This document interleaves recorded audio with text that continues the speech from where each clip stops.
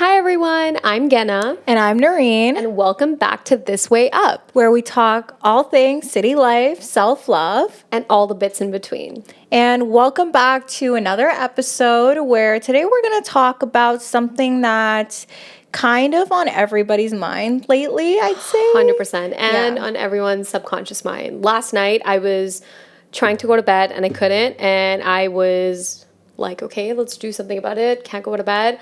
I found myself scrolling on Amazon. Like, why nothing else? I was literally just scrolling on Amazon.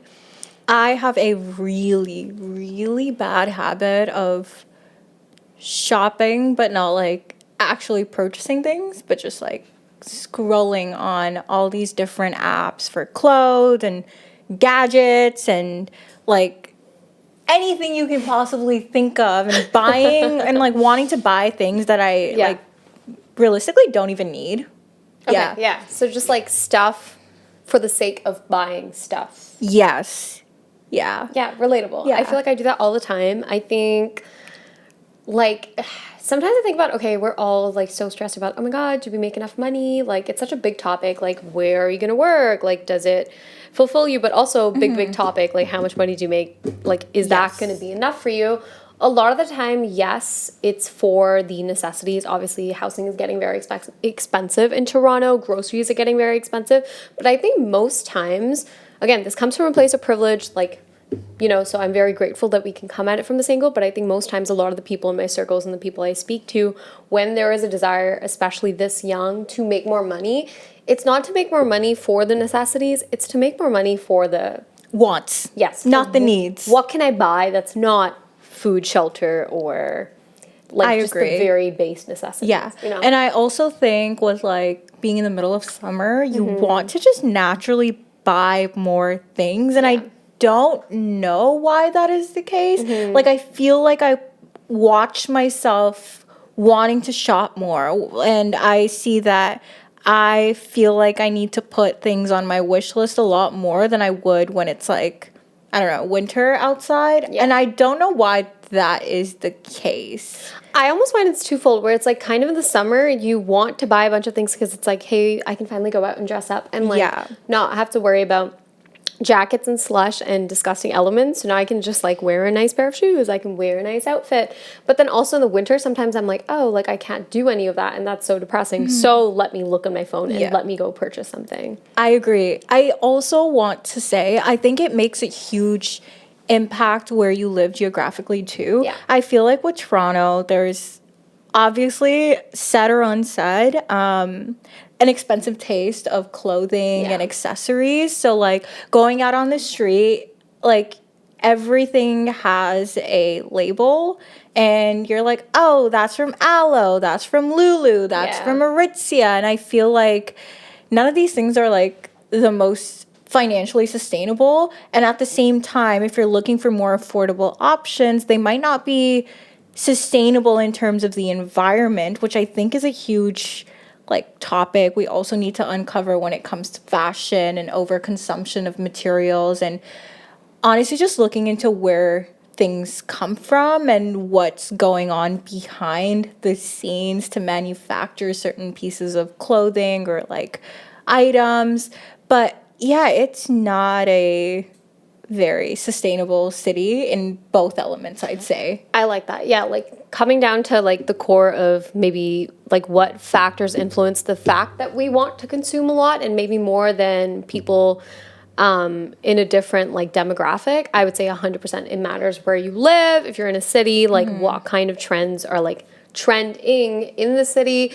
I think like I want to say weather matters, but at this point, winter or summer, we're going to spend money. So it's not even that. It's like, I think probably also just, I don't know, state of mind. Like, I feel like if you're feeling unstable, for the lack of better words, like if you just have a lot going on in life, I feel like that always pushes me to hit purchase more when it really shouldn't. It's like, if you just like graduated, you're trying to figure things out. Like there's so many things you want to settle down in life. I want my place to look good. I want this to look good. I want to get this back on track. So it's like, oh, I'm just going to have to like spend a lot of money everywhere right now. And I feel like that feels like the only way to I don't know, like get a hold of things, if that makes sense. Yeah. So I feel like it just makes a lot of sense that maybe people in our circles right now, or us specifically, we feel the need to spend a lot of money just to like get a bunch of things in order, because we're kind of in that starting out stage of like getting home settled and fitness settled and eating habits settled and all of that. Yes, You know? I agree. Yeah. And I think what also kind of I personally struggle with is I have this like set in my mind. It's like if I'm going to a fitness class, I need a fitness set. You don't need it. You really don't. But I feel like mentally I feel better.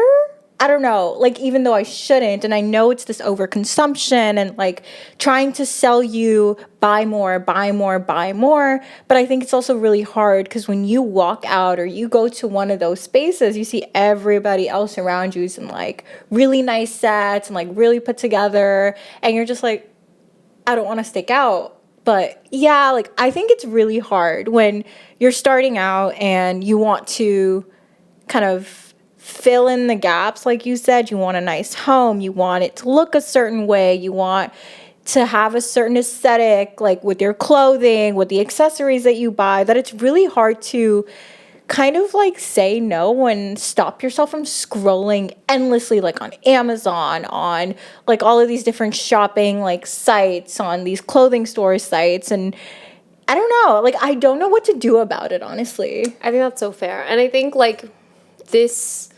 this is the way I'm coming at it. Again, by no means have I gotten amazing at this. We're just starting out. I'm just starting to figure out if this works for me. But like I'm so moving towards like if you see a trend online, do not purchase, do not purchase, do not purchase. Like if something is trending online, again, I try not to fall into it and purchase it. You do not need it. Just buy shit that you look good in. Yeah. Shit that you like, and like that is the focus. So like I love like my sister's sense of style. I love like she's worked at Aritzia, she's done all of that. She's been a personal stylist, like a senior stylist, all of that. So I love that like she's very good at like visualizing things and knowing, no, your body type, like this is something that'll make you feel good. It'll look good on you. It'll flatter you. Like you'll feel confident. So I literally took her like a while back and we just went out and I was like, listen, I just want staples. Come with me. Give me your opinion. Let's just like play around, figure out what I like, because I'm tired of looking at my closet and feeling like, holy shit, I have nothing to wear. But there's a billion things in there because they're all trendy pieces that I bought over the years, like that serve different purposes, but that are not classic pieces in your wardrobe. Correct? I agree. So I literally went in there and I was like, I need staples. Like, okay, cool. I need, a pair of, in terms of summer, like shorts, skirt, this. And we just did the basics. And now I'm at the phase where I'm like, okay, cool, I've built something good, at least for a summer wardrobe. Now I just need to focus on like not looking online and being like, that's cute, let me go buy it. You know what I mean?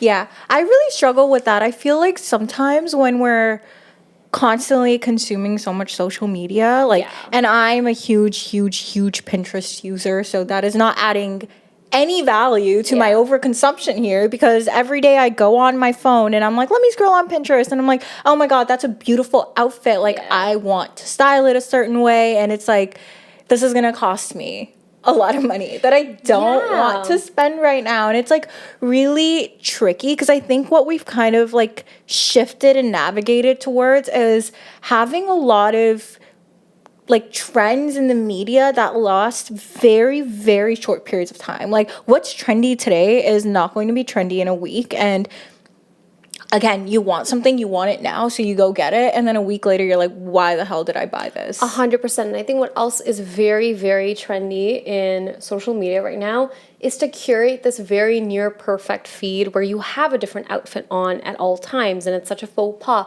especially for an influencer, for example, like to have the same thing on maybe twice. So I think it's like, sure, it's the factors externally in our life that maybe push us to buy more and consume more, but I really think social media is huge in like really exacerbating the issue and being like, hey, look at these people that have these new outfits on that are like predicting what the next trend will be. And like you said, that like it's that like it is all there, it is all online, and it is just within like a finger's grasp of let me look at my phone. It's just right there. That's the issue. It's like so accessible, and it's like there. I myself don't know how we'll be able to like stop being tempted by something right there. Yeah. And something that changes so quickly. This like idea of it never being attainable. I think, you know what? I think that's where it comes down to. I think the key to it is that it will never be attainable. To be trendy is never going to be attainable because it changes every 5 seconds. Yeah. How are you going to be trendy at all times if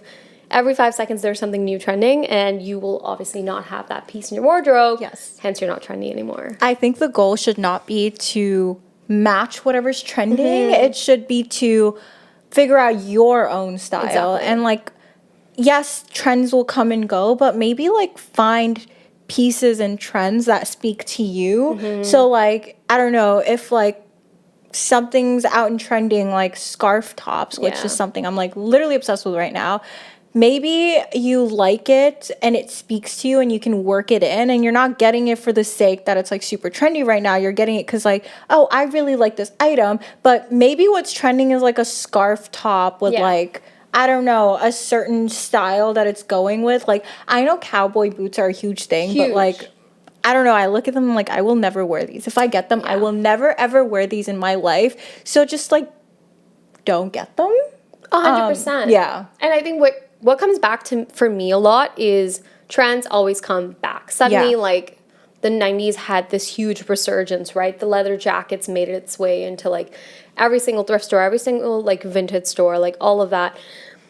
I think seeing that made me realize, oh, yeah, things are always going to be up and down and back and out, and it's back in, and now they're wearing this, and impossible to keep up. Might as well just, like you said, pick something I like that's been there, stick with it, make it my own, make it so that it speaks to me, it screams me, it like is my style, and then just stick with that. And I feel like when that happened, I was like, oh, that's what I like. Like, I think everyone's comfort show, Gilmore Girls, like my like love style icon, like both of them, mother and daughter. So I feel like a lot of the stuff that I've tried to keep in terms of staples and classic pieces have been, let me go get that like leather trench. I've like thrifted a leather trench. Well, I've thrifted a leather trench. That's a lot of T words. Then I've thrifted like a littler leather jacket, and like the, the denim, the this, that, like just get stuff that I will be able to always wear and feel good in. And regardless of whether it's back in or it's out, because it definitely will be out in like another couple months, let alone years, at least I feel great in it and I love it, and it like flatters and fits and does the job. I agree with you. I feel that way about leather pants. Yeah. Like they were super trendy. I want to say what, Oh my god, the 2-3 Melania years ago? pants from Aritzia. Yeah, like 2-3 years ago, they were like super, super big, and like everybody had a pair. And then I remember the next year I was on TikTok and everyone's like, I keep finding these in thrift shops. They're at Value or Village, they were like super, super discounted, like at the Aritzia stores. But I love me a pair of good leather pants, and I will never, ever, ever let go of the ones I have in my closet because I love the way they look. And I don't care if I walk out tomorrow. Oh, I'm not gonna wear them in like crazy Maybe heat. not in the heat we're having. But like, September, October, come fall time, winter time. Yeah. Like, I love those pants, and I will continue to wear them whether they're in style or not because I think they look really good. Yeah. But the other thing that I'm really shifting towards, and I know I alluded to this earlier, like scarf tops, I feel like I'm really gravitating towards pieces you can wear and style in many different ways. Like just a basic scarf, like you can tie it like a bandana. You can, I've seen people like thread like a ring through it and like make it into a halter top, which I think is so freaking cool and cute. But I really like when pieces have versatility and they're not like, oh, you can only wear this on a night out, or you can only wear this to the office. Like, I like something that I can dress up, but I can also dress down, and I can wear it to a dinner. I can wear it out to, just having fun with my friends, or I can wear it to the office in a certain way. And I think it's a bit more sustainable because you're not, like, piling a bunch of clothes in your closet that, like you said earlier, you're walking in and you're like, I have nothing to wear. But it's like, okay, I could take this, like literally the vest I'm wearing as an example. Like, I throw on a shirt underneath and now it's office appropriate. I wear it with like maybe a mini skirt and now it's a great night out with friends top. Like, I like when I can dress up, dress down, make it so it fits with whatever the, vibe is for the event that I'm going to. Yeah. Yeah. No, 100%. And I think these are like very like not coming of age ideas, but I think they're very like prevalent now. They're pretty omnipresent. Everyone I talk to is sick of doing the whole trendy, like what's in, what's not thing. And everyone wants to gravitate towards like, oh, what's a classic piece, what I'll be able to wear forever. I personally think it's not even personally, I think it's very well known right now that everyone is moving towards, let's move away from these trends and do something more classic, because I think financially as well, the world is under this like big strain right now, and I think things are moving towards like, how can we be, as the internet puts it, like more cognizant of the recession indicators. Yes. Like what is going to be something that is saving money and still fulfilling the purpose, and ironically enough now trendy, because we're all moving towards these recession indicators. So I think it comes from this part of everyone where it's like, hey, we need to be really practical about what we've been doing, like tossing a bunch of plastic everywhere and Shein and Temu and et cetera, and how can we combat it? And I think that's why something like thrifting and vintage stores is so huge, and curation of a closet, curation of these vintage stores as well is such a huge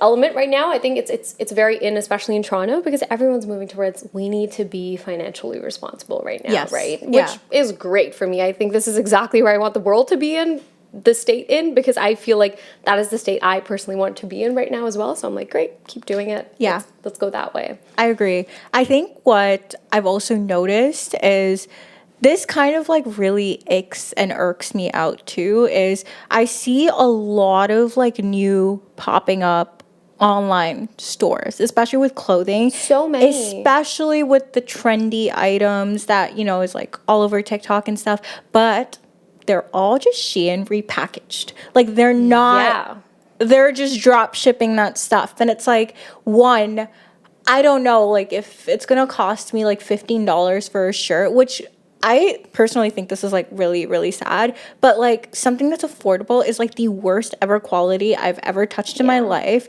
But then if you want something that's like decent quality, why is the top $100? Like this is crazy. But then that's where you kind of meet the middle ground, like you said, thrifting, or trying to figure out a way where you're not being like unsustainable in both like the actual consumption of items and like fast fashion coming and going and recycling things over and over again, and like mass distribution, but also financially sustainable, because obviously like I cannot go out and justify spending $300 on 3 tops. Like that's kind of crazy.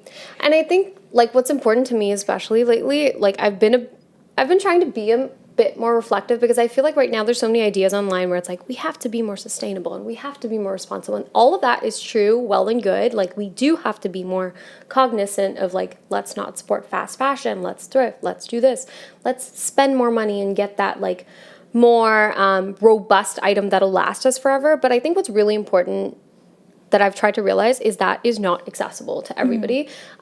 I think you can like go on and on about how there's so many different things you can do to be better to the environment, but I think, why is the onus on the common man to be cognizant of what Shein, Temu, et cetera, represent, and to stray away from those and like spend the like money and go in for something a lot more expensive, when if we know all of this is just this like drop shipping, mass consumption machine out there that's like being pumped into with money, why don't we shift the onus on those people, right? So I think as much as we'd want for everybody to be more cognizant and more, I guess, like just more intelligent about their choices in terms of purchases, I think the onus can't always be on the common man, especially given how tough economically things are, and given that not everyone like has access to and has the resources to be more cognizant of these things. Yeah,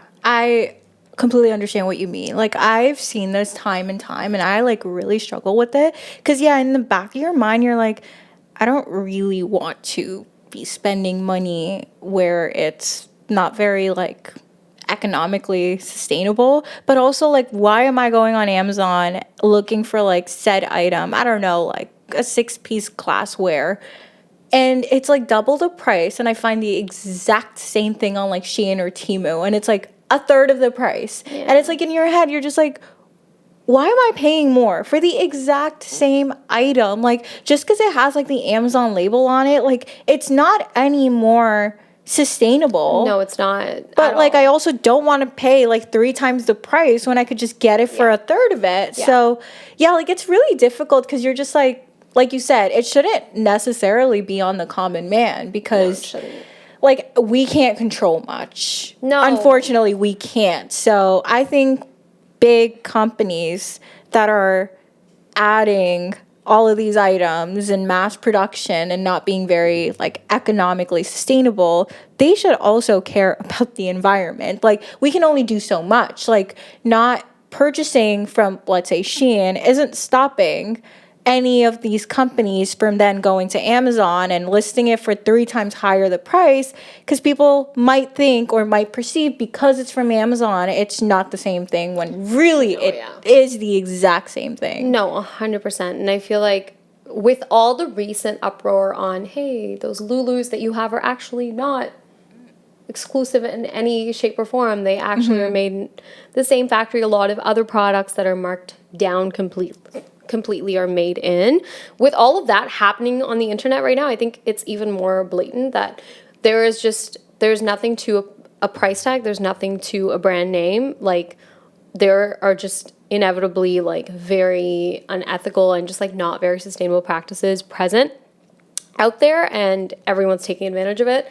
Why wouldn't you? Like, if the brand names reached a certain level of success, seems pretty likely that they've also leveraged a lot of those practices. And it's sad, but it's the reality of things. And I think that's why it comes down to just like a balance. What is within your power to do? If you know that maybe you have the means and the access to certain resources to make better choices, then do that.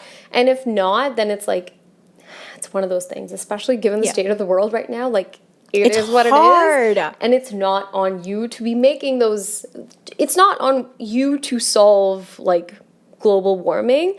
It's on you to make a choice that is within your power to the best of your ability. Yes. Period. Like, I think that applies to mass consumption, like just like overconsumption of shit. It applies to any of these like critical like things that are plaguing all of us right now. It's like, it's not on one person, one group to fix anything. It's just like, what is the choice that you can make that's well within your power to make things a teeny bit better, right? Yeah.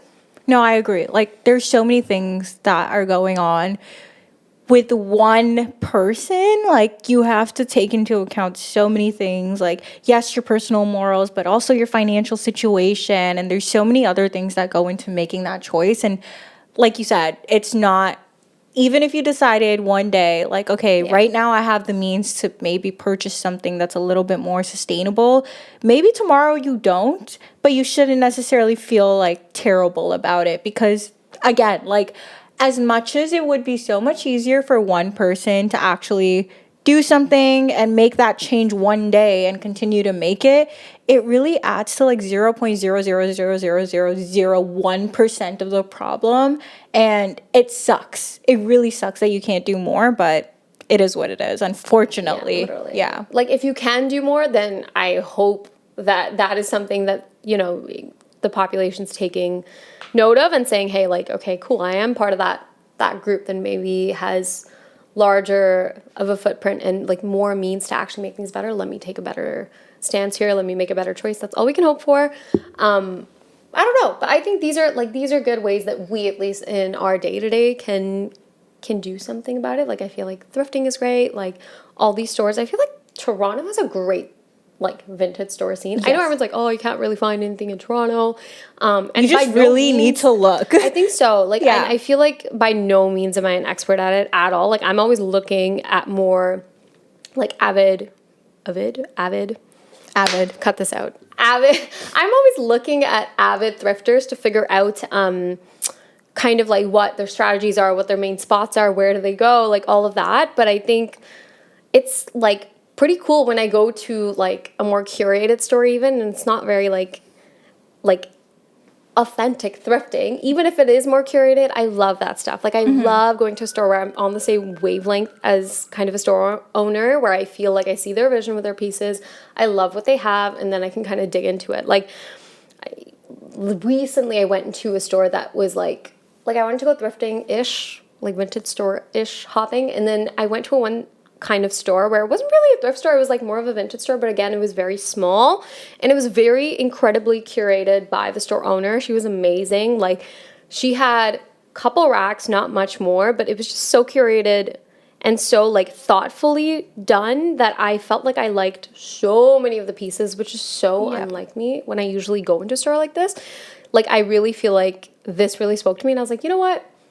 Inspiration. We're gonna find more stores like this and like support these like very local like store owners, and why not? Like, I feel like the prices, when I looked at it, I was like, like this is possibly what you could find in a store, except you know, it's pre-loved. Like, let's just like revive something like this. Plus, it's unique. I feel like when you go into a store like this and you find something, you feel so good because you're like, holy shit, this is so unique. Like, it's not something that's just in store windows right now, right? Yeah. Like, it's fun. Yeah, I love that. I think it really helps kind of just add a little bit of magic into your wardrobe, because I'm frankly a little tired of only seeing the same thing in multiple different colors. And I think that's a great way to just kind of bring back something new, something fresh, something like interesting to the eye. Because like, honestly, like every single store I walk into, whether that be Aritzia, Mango, H&M, Dynamite, it's the same stuff, like in 5 different colors. And it's like, I want something different. Like, I'm tired of this.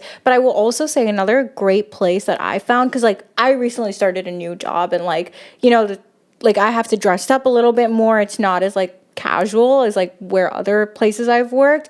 And Marketplace, like Facebook Marketplace, is so freaking good, because a lot of people will buy items, maybe like they don't love them, or like maybe they bought the wrong size, now they can't return it, or like, you know, whatever reason it is, like you can get like really nice clothes for like half or like, you know, a lot more discounted than being in store, and you're saving a piece of clothing. Exactly. Yeah. I feel like there's so many different ways to explore how you can, one, curate your wardrobe, and then 2, be a little bit more financially sustainable too. Like, thrifting is great, and then also just finding different ways to thrift, because I think Marketplace is also technically thrifting. You're just not maybe going to a thrift store. Yeah, literally. Yeah.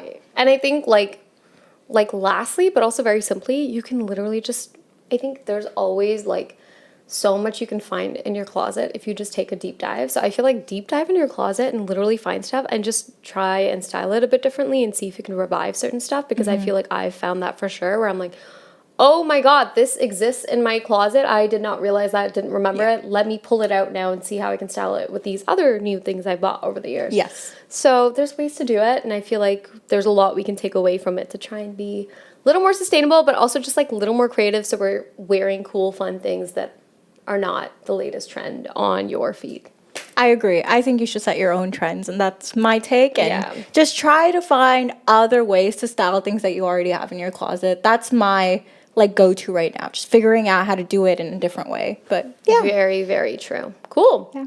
Thank you so much for listening. That was our little tidbit on how to maybe not fall into the trap of overconsumption. Like, very, very simplified. Very, very large monster at hand, but just a little tidbit. So yeah, thank you for joining. Thank you for listening. Yeah, and of course, if you liked our episode today, please go ahead and share with your friends and leave a comment of things that you want us to talk about in the future, or just what you thought of today's episode. We'd love to hear your thoughts. Yes, please. Thank you. And we'll see you next time. See you. Bye. Bye.